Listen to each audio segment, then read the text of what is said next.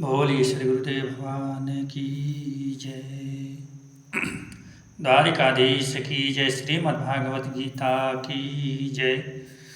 प्रिय बंधुओं, आज हम लोग श्रीमद्भागवत गीता के दूसरे अध्याय का 13वें श्लोक पर विचार करेंगे। आज का टॉपिक है गीता मौन संवाद। देखते हैं। देहिनोऽस्मिन् यथा देहे कौमारं यौवनं जरा तथा देहांतर प्राप्तिर धीर अस्तत्र न मुह्यति।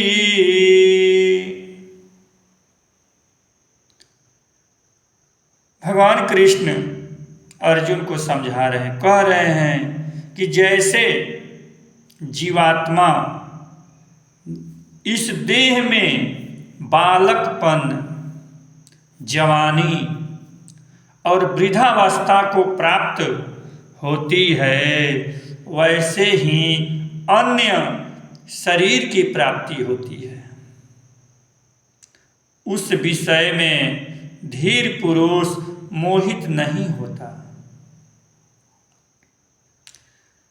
यहाँ कृष्ण अर्जुन को समझा रहे हैं कि हे अर्जुन, पहले बचपन आता है, फिर जवानी आती है, फिर वृद्धावस्था आती है, लेकिन धीर पुरुष कभी भी अपने बालपन से या जवानी से मोहित नहीं होता है। लेकिन तुम मोहित हो गए हो, तुम धीर पुरुष नहीं हो। कृष्ण इंगित कर रहे हैं, इशारा कर रहे हैं अर्जुन के रोग की तरफ। अर्जुन के रोग की तरफ इशारा कर रहे हैं, उसकी नब्ज की तरफ। यहाँ से संभवतः बंधुओं मौन संवाद अब शुरू हो गया है। अर्जुन और कृष्ण के इसी संवाद पर पूरी महाभारत खड़ी है, लेकिन उनका यह मौन संवाद पकड़ने में केवल कुछ ही लोग सक्षम हैं। इस मौन संवाद को पकड़ने के लिए कुछ ही लोग जो है सक्षम हैं। देख तो सभी रहे हैं, लेकिन कुछ दिख नहीं रहा है। सुन भी सभी रहे हैं, लेकिन कुछ सुनाई नहीं दे रहा है। दुर्योधन खुश है और धृतराष्ट्र भी खुश है कि अब यह नहीं लड़ेंगे।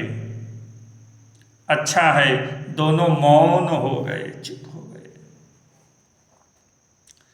पहले कृष्ण के अर्जुन को समझाने पर धृतराष्ट्र थोड़ा क्रोधित थे कि यह नहीं मानेगा। इस झगड़े की जड़ यही है। कृष्ण और अर्जुन के इस मौन संवाद को तब सुन कौन रहा है? पूरे महाभारत में मात्र एक भीष्म पितामह ही हैं जो उनके संवाद को सुनने में सक्षम हैं।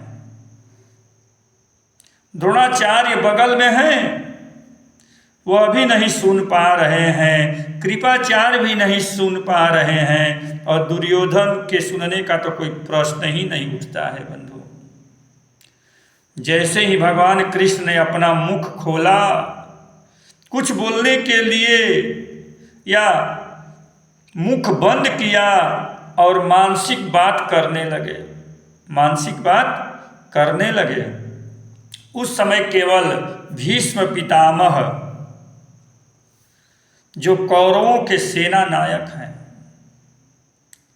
हाथ जोड़कर खड़े हो गए। जब तक गीता का उपदेश चलता चला है तब तक वे हाथ जोड़े खड़े रहते हैं। यदि नहीं खड़े रहते तब तो शायद दुर्योधन जो है इतनी देर में उन्हें सलाह करके मरवा देता।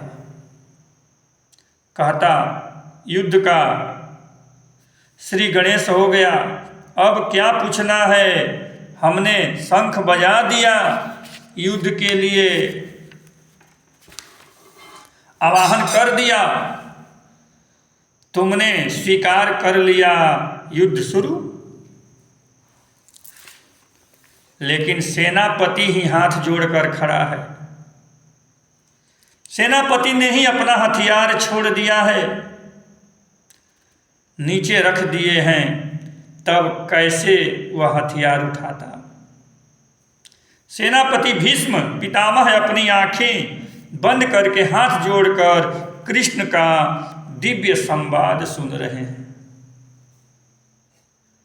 इसका मतलब यह संवाद जरूर मानसिक वेग से, मानसिक तरंग से चल रहा है, जिसको भीष्म पितामह ने पकड़ लिया है। उनके अलावा संजय पकड़ रहे हैं। संजय बता रहे हैं धृतराष्ट्र को, वेद व्यास कह रहे हैं कि मात्र 4 ही आदमी जो है, मात्र 4 आदमी,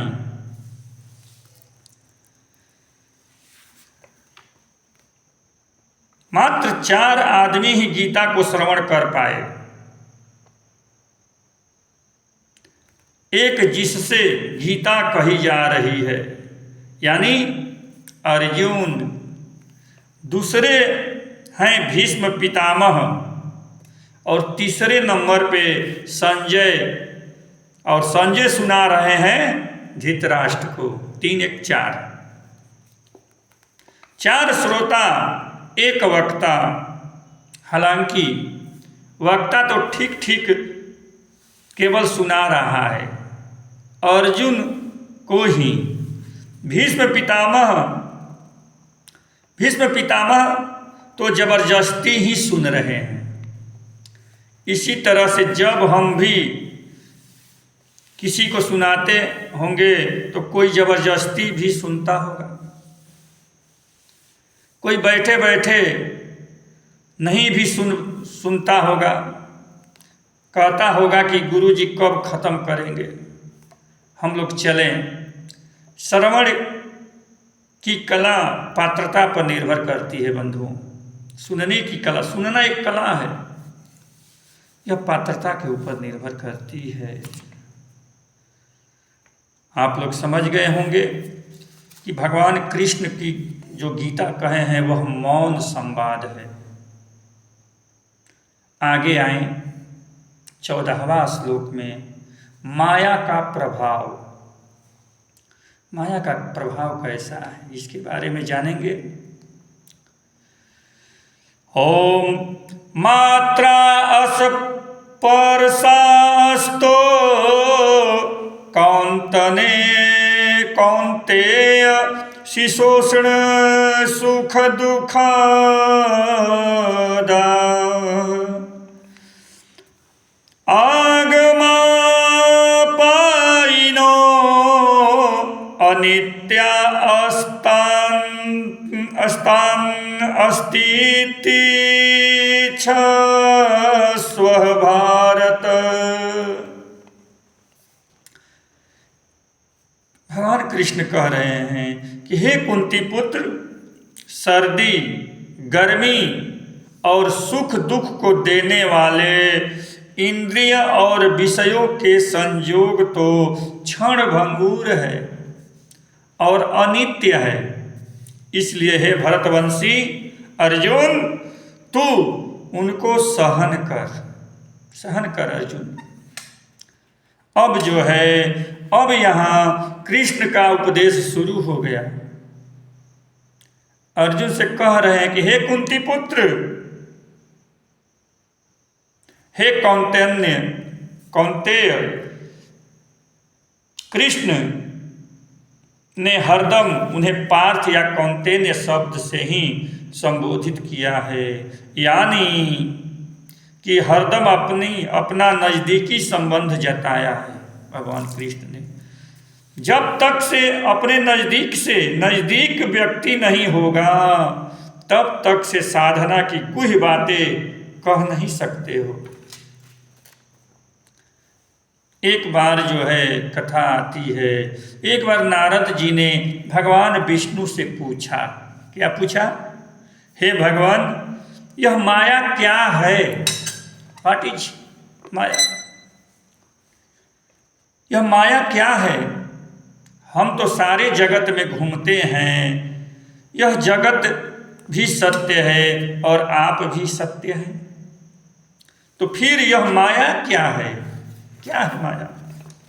भगवान विष्णु बोले कि हे नारद, समय के अनुसार जो बहता है वह माया है, और समय का जो अतिक्रमण करके खड़ा हो जाता है वह सत्य है। नारद जी बोले कि प्रभु, हमको आपकी बात समझ में नहीं आ रही है। जब भगवान की भाषा नारद जी को समझ नहीं आई तो वो बोले कि हे नारद, सभी अभी हमको प्यास लगी है, कहीं से पहले पानी लेकर आओ, पिलाओ, तब हम तुमको समझाएं माया क्या होती है। नारद जी गए एक गांव में चले गए नारद जी। वहाँ किसी का द्वार खटखटाया। एक बहुत ही अनुपम सुंदरी कन्या ने द्वार को खोला। कहा कि हाँ बाबा जी कहिए। नारद जी उस लड़की को देखकर दंग रह गए। अब पानी भूल गए। लड़की ने फिर पूछा, बाबा क्या चाहिए? अब कुछ बोल ही नहीं रहे हैं बाबा, माया के फेरे में हैं, माया के फेरे में हैं। भगवान विष्णु के लिए पानी ले जाना भी भूल गए। लड़की का पिता आया और नारद जी बोले कि इस लड़की का हाथ हम देखते हैं, इस लड़की का हाथ हम देखते हैं, लड़की की शादी तो हम ही से लिखी है। पिता ने कहा कि ठीक है, विवाह कर लीजिए। शुभस्य शीघ्रम, शुभ काम में देर क्या। नारद जी ने तुरंत विवाह कर लिए। दर्जनों बच्चे भी हो गए। समयानुसार नारद जी बुढ़े हुए,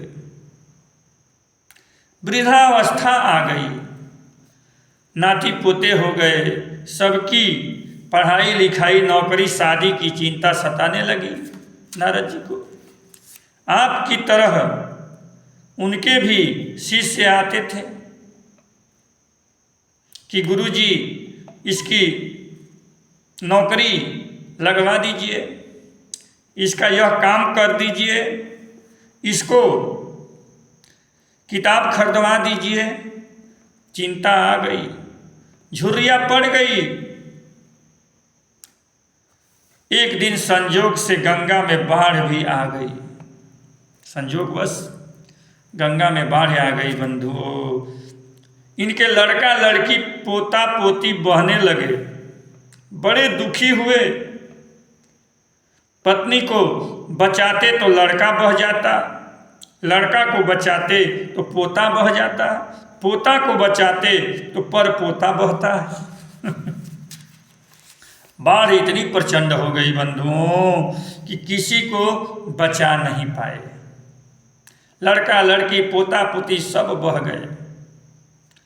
नारद जी दुखी होकर एक पेड़ के नीचे सिर पटक पटक कर रोने लगे कि हम कहीं के नहीं रहे, हमारा सारा परिवार छिन्न भिन्न हो गया। तभी उन्हें भगवान विष्णु की आवाज जो है सुनाई दी बंधुओं। नारद, नारद, अरे भगवान आप। नारद जी की आवाज सुनाई, भगवान विष्णु की आवाज सुनाई, नारद जब ऐसे ताके तो बोले कि अरे भगवान जी आप। भगवान बोले कि पानी लाए, हमें प्यास लगी है ना बच्चा। नारद बोले कि भगवान हम तो भूल ही गए थे पानी। भगवान विष्णु बोले कि भूल गया ना, भूल गया, यही माया है। चले थे हरि भजन को ओटन लगे कपास। हमने भी यह जन्म लिया है कि हरि भजन करेंगे, राम रसायन यज्ञ में सम्मिलित होंगे, धार्मिक कार्यों में सम्मिलित होंगे, समाज का धर्म का उपकार करेंगे, रक्षा करेंगे, तन मन धन लगाएंगे। लेकिन जाते हैं रास्ते में कोई मिल जाती है, उससे शादी के चक्कर में पड़ जाते हैं लोग, शादी के चक्कर में पड़ जाते हैं, फिर लड़का लड़की के चक्कर में पड़ जाते हैं, और राम रसायन भूल जाते हैं। जो मुख्य कार्य है आराधना, उपासना, साधना, उसको लोग भूल जाते हैं, धर्म कार्य भूल जाते हैं। मैं किस लिए इस धरती पर भगवान ने मुझे भेजा है, उस कार्य को भूल जाते हैं। गुरु जी कहते हैं कि बेटा ठीक समय पर आ जाना, कुछ फल फूल यज्ञ के लिए ले आना। तो कहते हैं कि हाँ गुरु जी। गुरु जी इंतजार करते हैं, वह राम रसायन यज्ञ समाप्त होने पर ही आता है। यही स्थिति है, यही माया है बंधुओं। जब समय के अनुसार तुम चलोगे तो माया के बंधन में हो तुम। यह पुत्र है, पुत्री है, पढ़ा रहा है, नहीं पढ़ रहा है, पढ़ रहा है, नहीं पढ़ रहा है, नौकरी लगेगी, नहीं लगेगी, यह माया में है। और यदि समय का अतिक्रमण कर लोगे कि कौन पुत्र कौन पुत्री, यह कब मेरे साथ था या बाद में रहेगा, यह तो जब जन्म लिए हैं तब हम मिले हैं। यह जन्म जब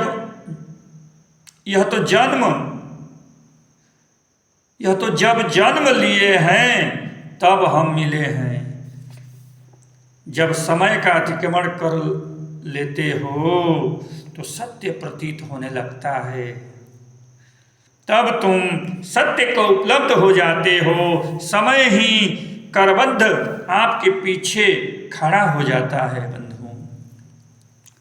यहाँ अर्जुन भी अभी समय के साथ बह रहे हैं, समय के साथ बह रहे हैं अर्जुन।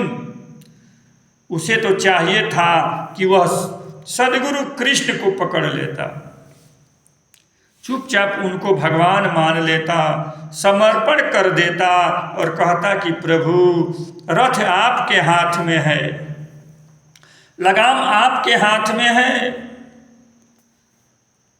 रथ आप हाके, जो करना है मुझे आदेश दें, मैं आपके आदेश का पालन करूंगा और जो भी आपका काम है वह सारा कर दूंगा। यदि यह बात कह देता अर्जुन तो और बात होती, इस देश की, इस पृथ्वी की। लेकिन चूंकि उसके माध्यम से गीता की उत्पत्ति हो रही है, किसके माध्यम से? अर्जुन के माध्यम से। समझ रहे हैं भगवान कि आने वाले समय में बहुत से अर्जुन इस पृथ्वी पर आएंगे, इसी के माध्यम से गीता को जन्म दे दिया जाए, इसी के माध्यम से गीता को जन्म दे दिया जाए। नहीं तो यह बात कितने अर्जुनों को मैं समझाऊंगा, कितने अर्जुनों को समझाऊंगा। एक अर्जुन बहुत से अर्जुन को समझाएगा, एक धृतराष्ट्र बहुत से धृतराष्ट्र को समझाएगा। कृष्ण जानते थे कि इस पृथ्वी पर धृतराष्ट्र और अर्जुन की संख्या बढ़ती जाएगी, दुर्योधन की संख्या बढ़ती जाएगी, इसलिए गीता को कह देना ही होगा। इसलिए भगवान कृष्ण के मुख से कल कल कल कल करती हुई गंगा की तरह निर्मल श्रीमद् भागवत गीता की उत्पत्ति हुई। बंधुओं, बस आज इतना ही। धन्यवाद। होली सद्गुरुदेव स्वामी कृष्णानंद जी महाराज की जय, हनुमान जी महाराज की जय, द्वारिकाधीश की जय। ओम पार्वती पते हर हर हर महादेव।